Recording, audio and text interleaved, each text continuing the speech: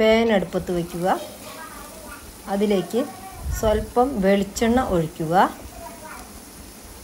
വെളിച്ചെണ്ണ നന്നായി ചൂടായി വരുമ്പോൾ ഒരു സബോള പൊടിയായി അരിഞ്ഞത് ഇടുക. എന്നിട്ട് ഇളക്കിക്കൊണ്ടിരിക്കുക. അതിലേക്ക് 2 പച്ചമുളക് വട്ടത്തിലരിഞ്ഞത് ഇടുക.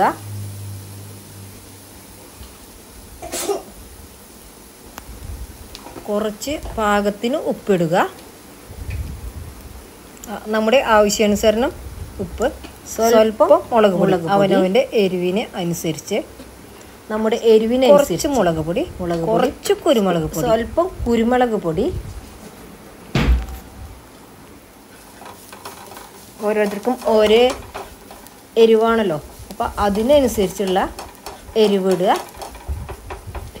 ഇത് നന്നായി ഇളക്കിക്കൊണ്ടിരിക്കുക.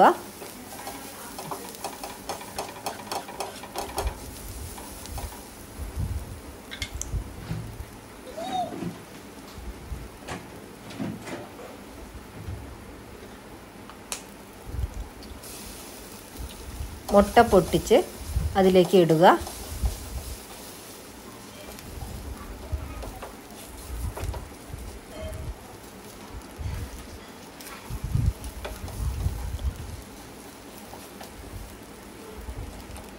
സബോള അതിൻ്റെ മീതേക്ക് നന്നായി പരത്തുക.